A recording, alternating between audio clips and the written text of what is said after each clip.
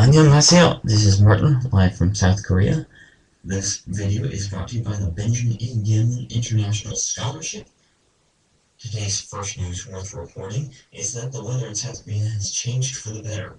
It was really warm and humid the first week and a half or so, but now it's gone to being overcast and rainy. And that change kind of come up pretty suddenly, so it's a nice surprise. It's a lot more comfortable for me. I don't have to walk outside and worry about getting really tired just by going up all the steps thanks to all the heat. I do need an umbrella occasionally, but that is pretty normal for me. Otherwise, you may also be interested to know where you can get something to eat on campus.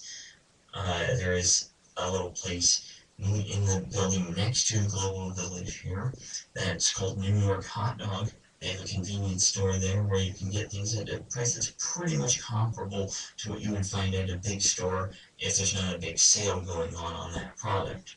And it's a lot closer than hopping on the subway and going down a few stops in order to get your groceries. There's also concessions at New York Hot Dog, as in hot dogs and other items. Some of them, like the meal sets, can get a little bit pricey, but if you're missing something from home, they do make pancakes and such that could help fill the gap a little bit. There's a convenience store in the building that's also adjacent on the other side of the Global Village that offers mostly just snacks and such like you'd find at any convenience store around here. There's a couple of cafeterias.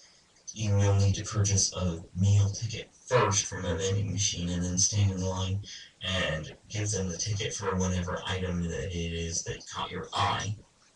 I haven't tried it yet, but I've heard from people that it's either good or maybe a little bit cold because they cook it all at once.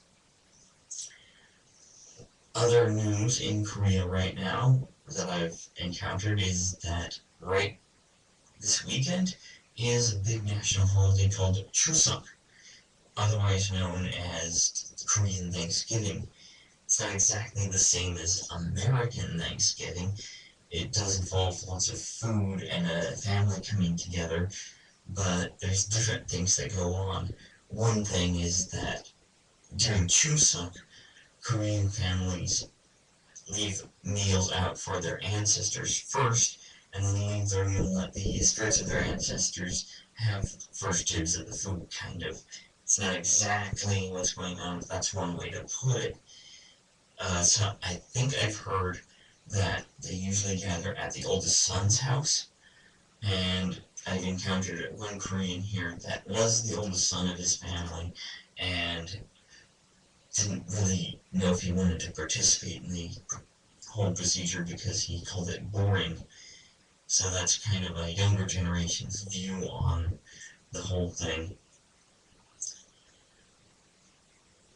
Another thing that you will definitely encounter with Chuseok if you're here is that a lot of Koreans like to go traveling at this time. So if you want to hop on something other than the regular subway, you better get your ticket in advance because otherwise you're going to be standing the whole way. That many Koreans like to go traveling at this part of the year. And I only assume that, like, if you wanted to go fly somewhere over the weekend, like Jeju Island or something, you'd also probably want to book that in advance because Korean people will be doing the same sort of thing. The subways near Seoul are also a little bit crowded, but that's more people going out of Seoul than coming in. Come tomorrow, when people are heading back home, it'll be the other way around, which is pretty normal since Seoul is usually the busiest place on the subway, understandably so since 25% of the population lives in the capital city. Another thing that goes in with the leaving food for ancestors is that there's some ancestor worship that goes on left over from Confucianism. This is not the case as much if you have a Korean family that's either Christian or Buddhist from my understanding, in which case, especially with Christianity, that sort of thing is not entirely part of the normal way to worship and such, though there are still some things that carry over from the old traditions. Another thing I forgot to mention with getting food on campus is that there's a little stand over by the School of Global Exchange and such, where we have our cultural discussion classes and Korean language classes that sells waffles. It's really popular.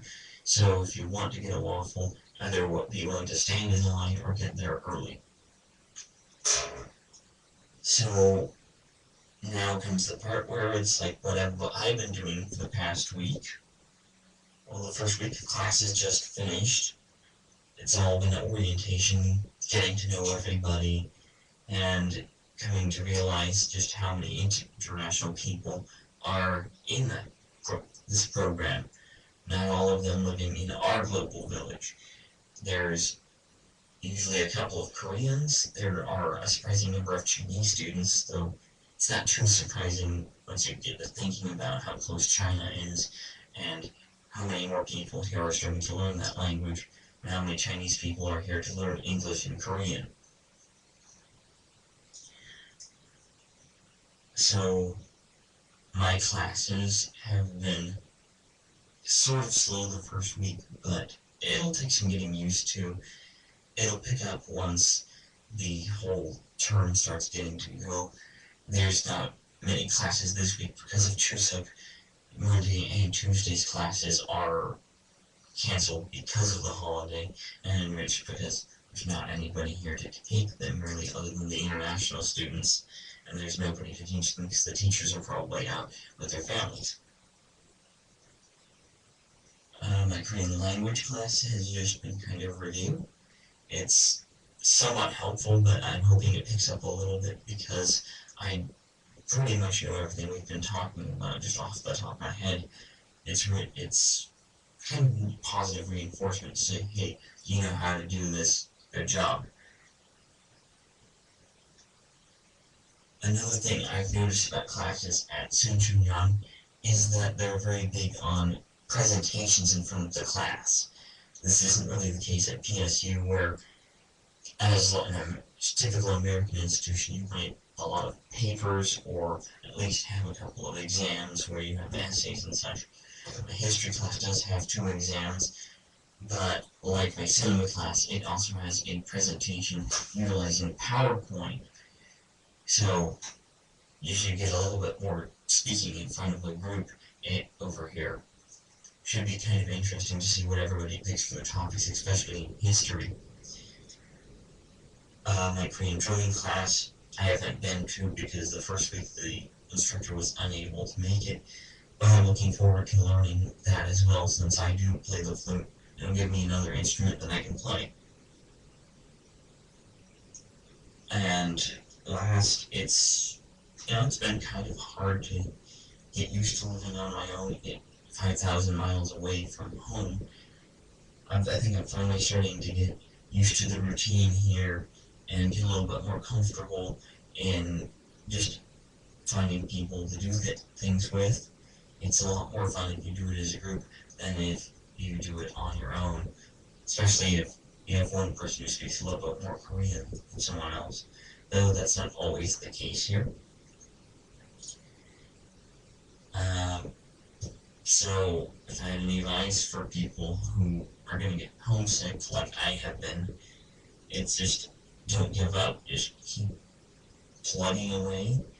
As Winston Churchill put it, KBO, keep buttering on. Just keep going. And like I wrote in my blog, if you have some sort of inspiration for something you want to do, if it is feasible to do, like in my case going to a couple of plays in the orchestra last week, or going to a museum that has free admission, go for it. You probably will have a great good time, you won't regret it, and you'll get more out of your experience here if you do it. So that's all for now. As always, you can leave comments here or send them to my email address, which will be in the description of the video. And be sure to read my text blog for more updates on what I've been doing, some cultural notes, and I'll try more regularly to have once a week the tips on how to survive in Korea. probably this week talking about how to survive the traffic here. So thank you for watching, and 안녕히 계세요.